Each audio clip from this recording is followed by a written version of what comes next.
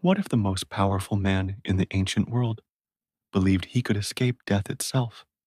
What if one emperor's fear of mortality built both a timeless empire and a tomb that would outlast them all? Over 2,000 years ago, in the heart of ancient China, a boy was born into chaos. His name was Ying Zheng, and he would become Qin Shi Huang, the first emperor of China, a ruler whose brilliance, ruthlessness, and obsession with eternal life would shape the destiny of an entire civilization.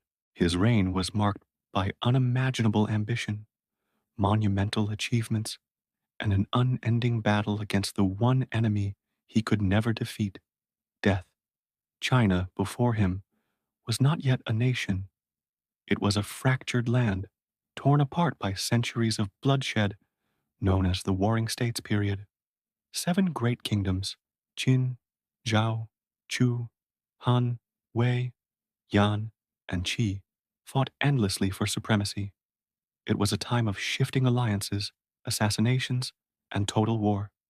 In the far west, beyond the mountains and river valleys, stood the kingdom of Qin, isolated but strong, disciplined by generations of reform. It was from this crucible of war that a legend would rise. In 259 BCE, in the city of Handan, Yingzheng was born under clouds that, according to the chronicles, swirled in unnatural patterns, a sign of fate. His father, the future king of Qin, was a political hostage held in Zhao. His mother, a concubine of mysterious origins, was said to have been involved in intrigues that would later stain the boy's reputation. From the moment he took his first breath, whispers followed him, whispers that questioned his bloodline, his legitimacy, his right to rule. Perhaps that was why, from his youth, Yingzheng trusted no one. When he was 13 years old, his father died, and the boy was thrust onto the throne of Qin. The empire he would one day command did not yet exist, only a kingdom beset by enemies and a court thick with deceit. His regent, Lu Buwei, a merchant turned minister, wielded enormous power and treated the young king as a puppet. But Yingzheng was no ordinary child. Behind his calm eyes burned a fire that few could see, a hunger for absolute control. By the time he reached his 20s, he had turned the court against Lu Buwei, stripping him of power and driving him to suicide. From that moment on, Yingzheng ruled alone. He surrounded himself with generals, engineers, and legal scholars who shared his vision of order through discipline and fear. His belief was simple, that chaos was born of freedom, and peace could only exist under one unbreakable will. So began his conquest. For 10 years, his armies swept across China like wildfire. One by one, the six rival kingdoms fell before Qin's disciplined legions. The warlords who had ruled for generations were captured or executed. The conquered lands were stripped of their weapons, their walls torn down, and their people absorbed into the new empire. By 221 BCE, for the first time in history, China was united under one ruler. The boy king of Qin had become Qin Shi Huangdi, the first emperor of China. He declared that his dynasty would last 10,000 generations. To symbolize his dominion, he took a new title that blended heaven and earth, man and God. He was no longer merely human. He was the center of the cosmos. With victory came transformation. Qin Shi Huang set about reshaping his vast realm into a single, unified machine. He abolished the old feudal system and divided China into administrative regions governed by loyal officials. He standardized currency, weights, and measures. Even the width of wagon axles was fixed by imperial decree, ensuring that all roads in China would bear the same ruts, all leading back to the capital, Xianyang.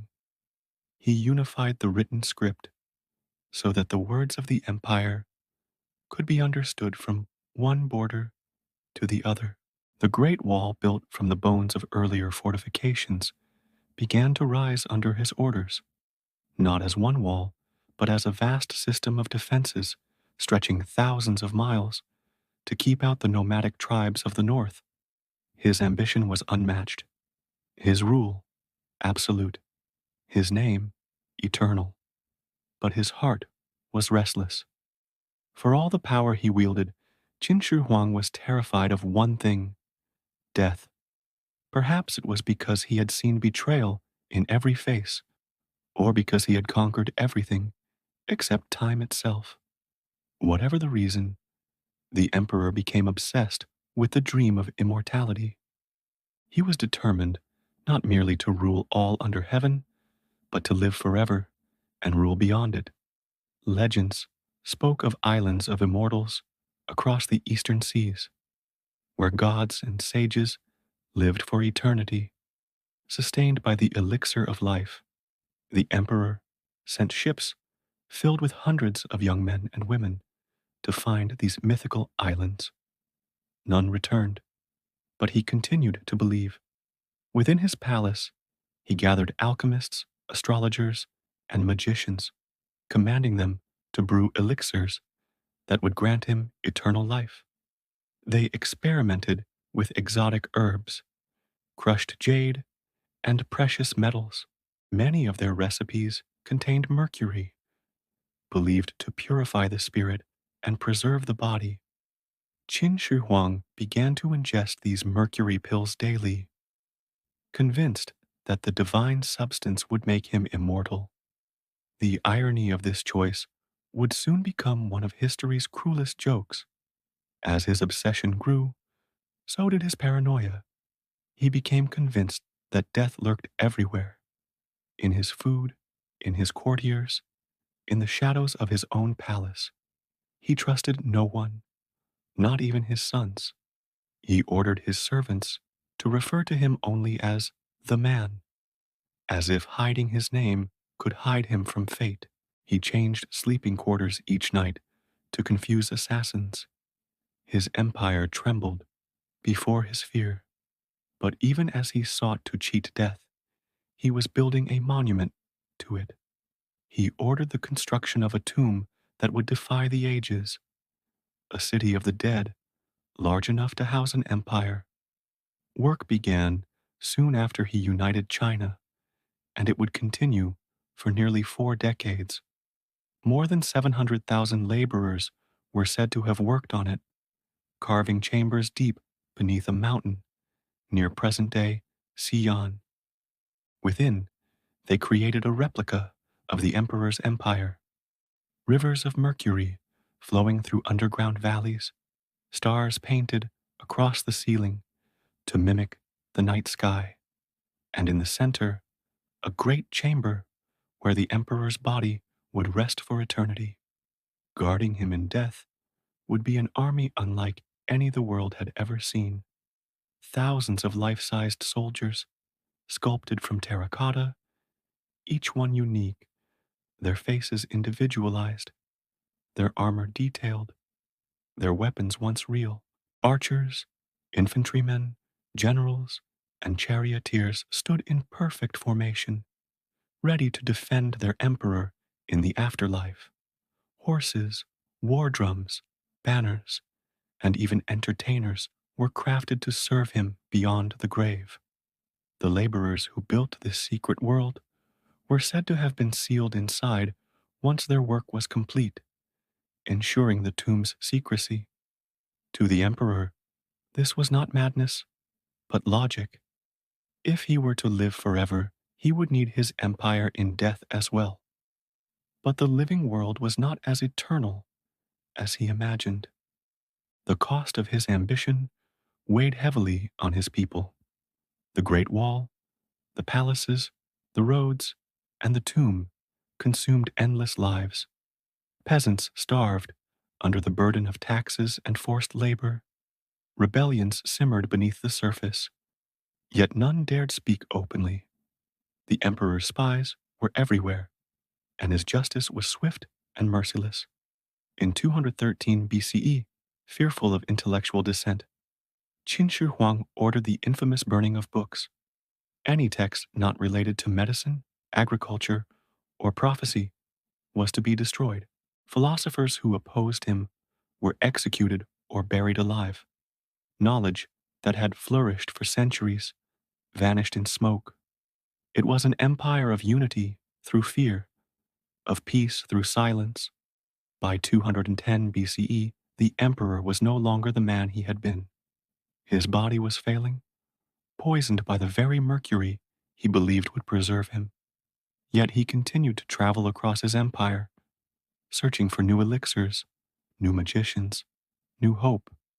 His health declined, but his will refused to surrender.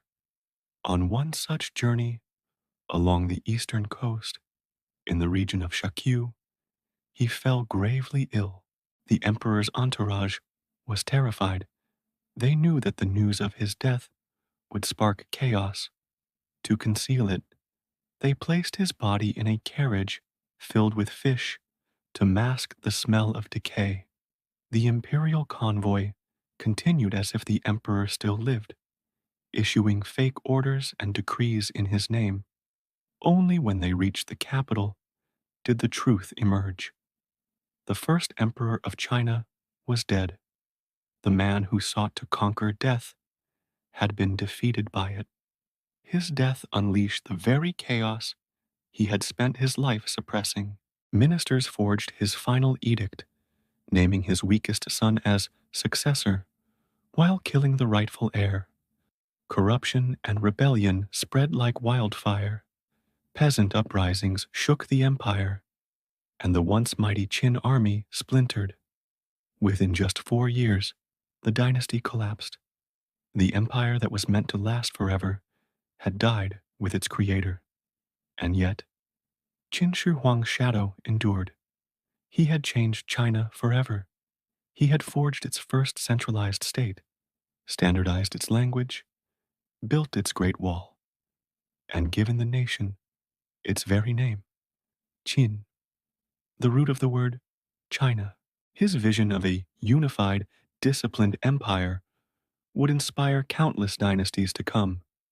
But his tyranny, his fear, and his obsession with immortality would also serve as a warning etched deep into history. That absolute control and the denial of mortality lead not to eternity, but to ruin. Centuries passed. Dynasties rose and fell. His tomb remained sealed. No one dared disturb it. The legends persisted, of rivers of mercury, of traps and curses, of a sleeping god beneath the earth. For over 2,000 years, his resting place was untouched, a myth buried beneath the soil. Then, in 1974, farmers digging a well near Xi'an struck something hard. What they unearthed was beyond imagination, a clay face staring back at them from the dirt. Soon, more figures emerged, rows upon rows of life-sized soldiers standing in silent formation. The Terracotta Army had awoken. Archaeologists uncovered an entire subterranean world. Warriors, horses, chariots, acrobats, even musicians, all crafted with astonishing detail. Each soldier bore unique features, as if modeled after real men. Their ranks stretched for miles. It was a vision of eternity made tangible, an emperor's dream turned to clay. And still, the central tomb chamber, where Qin Shi Huang himself lies, has never been opened. Modern scientists have detected mercury in the soil around it, confirming the ancient texts. The rivers of his artificial afterlife still flow beneath the ground.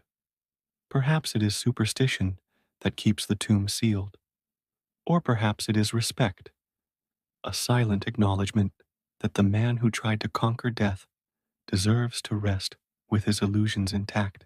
In a sense, his wish was granted. Qin Shi Huang achieved immortality, not through elixirs, but through legacy. He became a symbol of both power and warning.